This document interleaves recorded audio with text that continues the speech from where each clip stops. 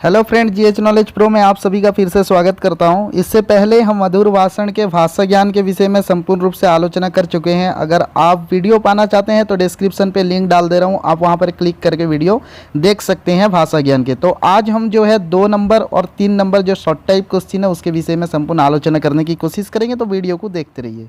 2 number प्रश्न है, निम्नलिखित प्रश्नों के उत्तर 1 या 2 वाक्य में दीजिए। इसे 1 या 2 वाक्य में ये सारे प्रश्न के उत्तर देना है। सबसे पहले प्रश्न देखिए, क नंबर, मनुष्य की सामाजिकता किसके द्वारा कायम रहती है? तो हम जानते हैं भाषा के द्वारा, तो हम लिख सकते हैं भाषा के द्वारा मनुष्य की सामाजिकता कायम रहती है। ठीक है, तो भाषा के द्वारा मनुष्य की सामाजिकता कायम रहती है। देखिए ख नंबर, कैसा शब्द 2 रूठों को मिला देता है और कैसा शब्द 2 मित्रों के मन में वैमनस्य पैदा करता है? तो मधुर शब्द 2 रूठों को मिला देता है और कड़वा शब्द जो है 2 मित्रों के बीच में मन में वैमनस्य पैदा कर देता है। कटु शब्द जो है 2 मित्रों के बीच में वैमनस्य पैदा कर देता है। और नेक्स्ट क्वेश्चन देखिए, ग नंबर, वाणभट्ट की कौन सी किताब अधूरी रह गई थी? तो कादंबरी पुस्तक को लिख रहे थे जो अधूरी रह गई थी, उसके बाद उन्होंने इस कादंबरी को पूर्ण करने का भार किसे सौंप दिया? ने अपने छोटे लड़के को सौंप दिया था। घ नंबर प्रश्न देखिए, वार्तालाप की शिष्टता से हमें क्या लाभ होता है? तो वार्तालाप की शिष्टता मनुष्य को आदर का भाजन बनाती है, समाज में सफलता के लिए रास्ता साफ कर देती है। ये सारे इंपॉर्टेंट क्वेश्चन है। आप जो है 2 नंबर और 3 नंबर क्वेश्चन को ध्यान से देखिए, उसका उत्तर याद रखिए। आपको जो है मधुर भाषण से कोई भी प्रश्न आता है बोर्ड एग्जाम में, आपको कोई दिक्कत नहीं होगा। तो वार्तालाप की शिष्टता मनुष्य को आदर का भाजन बनाती है और समाज में उसके लिए रास्ता, सफलता के लिए रास्ता साफ कर देती है। 1 नंबर क्वेश्चन देखिए, कथनी और करनी में साम्य क्यों होना आवश्यक है? तो हम जानते हैं जो सज्जन व्यक्ति होते हैं उनके कथनी और करनी में साम्य होता है। तो यहाँ पर प्रश्न है, कथनी और करनी में साम्य क्यों आवश्यक?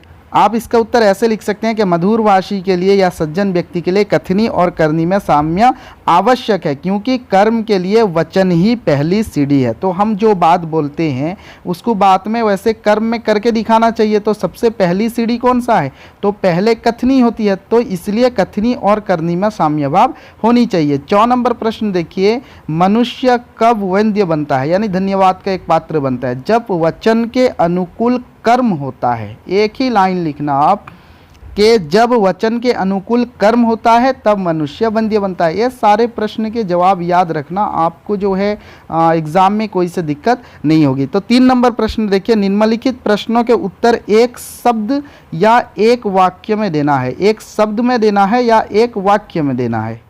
क नंबर प्रश्न, भाषा द्वारा किसकी रक्षा होती है? ना, भाषा द्वारा मनुष्य के ज्ञान और अनुभव की रक्षा होती है। यहाँ पर दिया है कि एक शब्द या एक वाक्य में देना है। तो भाषा द्वारा मनुष्य के ज्ञान और अनुभव की रक्षा होती है। ख नंबर प्रश्न, मधुर भाषण निबंध के लेखक कौन हैं? तो गुलाब राय इसके लेखक हैं। मधुर भाषण निबंध के लेखक गुलाब राय हैं। नेक्स्ट क्वेश्चन देखिए, ग नंबर प्रश्न, कौन मनुष्य को आदर का भाजन बनाती है? तो हमें पता है वार्तालाप की शिष्टता मनुष्य को आदर का भाजन बनाती है। सारे इंपॉर्टेंट क्वेश्चन है, इसे याद रखना कि वार्तालाप की शिष्टता मनुष्य को आदर का भाजन बनाती है। घ नंबर प्रश्न, मधुर भाषी के लिए किसमें साम्य रखने की आवश्यकता है? तो कथनी और करनी में।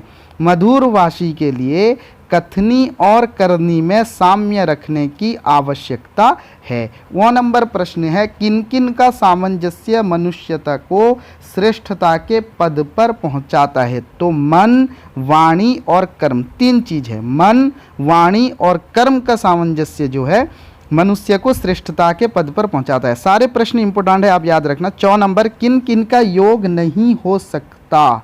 तो इसका जो है हृदय की मलिनता और मधुर वचन। किन किन का योग नहीं हो सकता? हृदय की मलिनता और मधुर वचन का योग नहीं हो सकता, क्योंकि अगर हृदय में हमारा हृदय साफ ना हो, हम जो भी बातें बोलते हैं, इसलिए बोले कि मन, वाणी और कर्म का जो है साम्य भाव होना चाहिए। तो जो बातें बोलते हैं वो सच्चे दिल से बोलनी चाहिए। तो हृदय की मलिनता और मधुर वचन का योग नहीं हो सकता। 6 नंबर प्रश्न, किसकी 2 लातें भी सहन की जाती है? तो यहाँ पर होगी दुधारू गाय। दुधारू गाय की 2 लातें भी सहन की जा सकती है। नेक्स्ट देखिए, 9 नंबर प्रश्न, शिष्टता क्या है? वाणी में मधुरता के साथ विनयपूर्ण व्यवहार। एक तो हमारी वाणी जो है उसमें मधुरता हो और उसके साथ जो है हम क्या बने ने, हम विनयी बने। तो वाणी में मधुरता के साथ विनयपूर्ण व्यवहार जो है शिष्टता कहलाता है। 6 नंबर, किसकी रक्षा सज्जन का पहला कर्तव्य है? दूसरे के स्वाभिमान की रक्षा। ठीक है, दूसरे की स्वाभिमान की रक्षा करना सज्जन का पहला कर्तव्य है। 9 नंबर देखिए, निजी संबंध की बातचीत में किसका अभाव ना रहना चाहिए?